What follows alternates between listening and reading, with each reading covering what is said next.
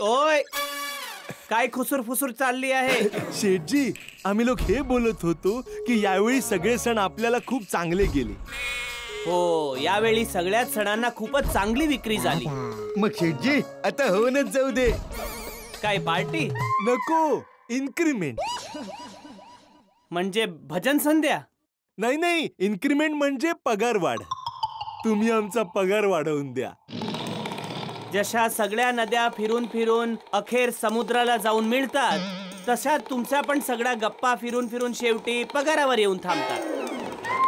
अरे भाऊ, वेळ आल्यावर पगार आपोआप वाढून जाईल. पण शेठजी, पगार महागाई थोडीच आहे जो आपोआप वाढून जाईल.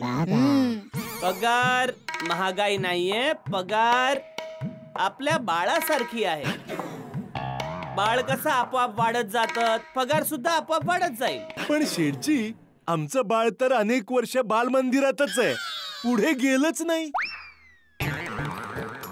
तो यासाठी की तुम्ही त्या बाळाला सारखं सारखं खिटखिट खिटखिट करता, त्यामुळे बाळाला जरा मोकळं सोडा, मग बघा कशी प्रगती करतं ते बाळ. अच्छा, ते सगळं सोडा, हे सांगा की गणेशोत्सवात काही योजनांबद्दल विचार केलाय की नाही? हो, अर्थातच. योजनाधिपती, दाखवा तुमचं सादरीकरण. हो नेट्टू काका. शेठजी, यावेळी गणेशोत्सवासाठी एकदम हटके योजना सुचली आहे मला. जो कोणी ग्राहक आपल्या दुकानातून विजेच्या उपकरणाची खरेदी करेल त्याला गणपती बाप्पा सोबत सेल्फी घेण्याची संधी देखील मिळेल. गणपती बाप्पा सोबत सेल्फी? गणपती बाप्पाला विचारलंय? नाही, विचारलं तर नाहीये, पण विचारूया ना आपण. कुठे जाऊन? हिमालयात? नाही, गोरेगाव. गणपती बाप्पा गोरेगावला राहतात? कुठे? गोकुळधाम सोसायटीच्या हत्ती भाऊंना आपण विनंती करूया आणि त्यांना गणपती बाप्पा बनवून आपल्या दुकानात बसून ठेवूया. आणि जो पण ग्राहक आपल्याकडून खरेदी करेल तो त्यांच्या सोबत सेल्फी घेऊ शकेल. अरे, गणेशोत्सव 10 दिवस चालतो, तर हाथी भाऊ काय आपला डॉक्टरीचा धंदा सोडून इथे गणपती बनवून बसतील? नाही शेठजी, डॉक्टर हत्तीनं 10 दिवसापर्यंत डॉक्टर की सोडायची काहीच गरज नाही. कशी? आपण त्यांच्या घराबाहेर एक फळा लावूया. डॉक्टर हत्ती तात्पुरते स्थलांतरित झालेले आहे गडा इलेक्ट्रॉनिक्स मध्ये विसर्जनापर्यंत. तुमच्या सल्ला आणि आशीर्वादासाठी कृपया खालील पत्त्यावर यावे. तर काय आहे, एका बाजूला आपले सगळे ग्राहक सेल्फी घेत राहतील आणि दुसरीकडे त्यांचे सगळे ग्राहक औषध घेत राहतील. आणि त्यांचे पेशंट तर हेही बोलू शकतात की आमचे डॉक्टर तर खरोखर देव आहे. वा वा, बुद्धिमान योजनाधिपती. लाव, हाथी भाऊंना फोन लाव आधी. ए ओ भाऊ, अरे काय फोन लाव? ए भाऊ, खबरदार, जर हत्ती भाऊंना फोन लावलास तर.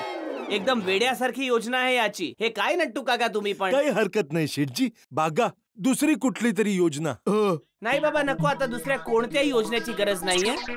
मला वाटतं जसं बाकी सगळे सण गेले तसाच हा आपला गणेशोत्सव सुद्धा गणपती बाप्पाच्या कृपेने आणि आशीर्वादाने चांगलाच येईल आपल्यासाठी. हा, कोणत्याही योजनेची गरज नाही. जा जा, काम करा, काम करा. ठीक आहे.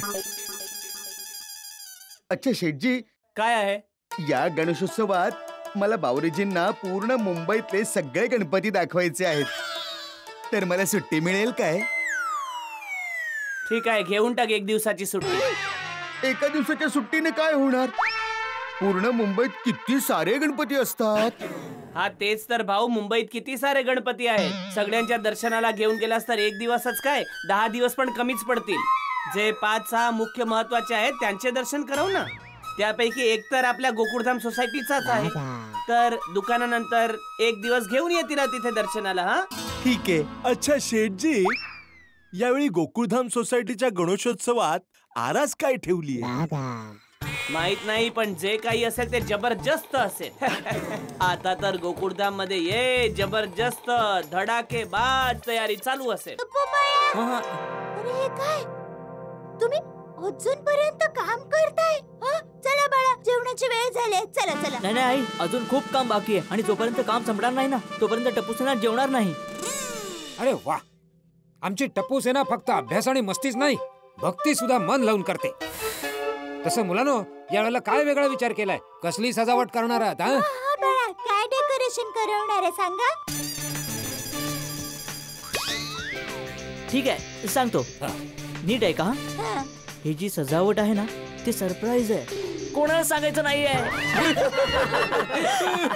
पुढा आपल्या आजोबा आणि मम्मीला पण नाही सांगणार. सॉरी आजोबा, पण मी ही गोष्ट कोणाला सांगू शकणार नाही.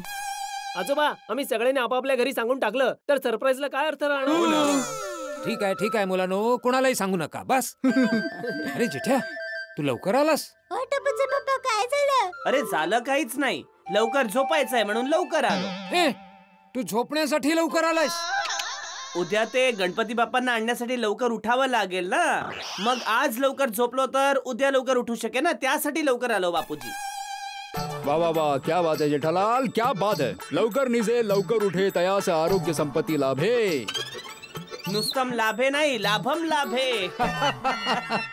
अच्छा, उद्या सकाळी किती वाजता उद्या निघायचं? सकाळी लवकर निघावं लागेल जेठालाल, कारण उद्या सकाळी 10 वाजेपर्यंतचाच मुहूर्त आहे. ओहो. गुरुजींनी सांगितले की 10 वाजायच्या आत बाप्पा सोसायटी मध्ये आले पाहिजेत. हा. उद्या जर मुहूर्त चुकला तर उगाच वांदे होतील.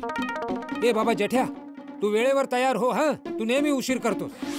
नाही नाही बापूजी, तुम्ही चिंता करू नका. आता जेठालाल लवकर आला तर लवकर झोपेल आणि लवकर उठेल. अरे थँक्यू भिडे, थँक्यू. तसं उद्या सकाळची सगळी तयारी झाली? हो झाली. माझ्या लायकीचं काही काम असेल तर सांगा. हो नक्कीच. म्हणजे तशी तयारी झाली आहे. म्हणजे मी टेम्पोवाल्याला सांगितलंय, बँडवाल्यांना सांगितलेलं आहे, सोडीला पण सांगितलंय की जीप तयार ठेवायला. आणि मुख्य गोष्ट, उद्या आपण सगळे परंपरागत पगडी घालणार आहोत. ओहो. हा, तर परंपरागत पगडी घालून आपण सगळे गणपती बाप्पांना आणायला जाऊया. अरे वा, मग तर मज्जाच येणार. हा? एकदम. चला मग, गुड नाईट. ओके, चला मग, गुड नाईट. चल दया, चल. हा, हा, गुड नाईट. अरे तू मला काय गुड नाईट बोलते? चल घरी चल, जेवण दे. जेवण जेवून लवकर झोपायचंय बाई. मुलांनो, उद्या सकाळी सगळे लवकर तयार व्हा. मुहूर्ताच्या अगोदरच गणपती बाप्पांना आणायचं आहे.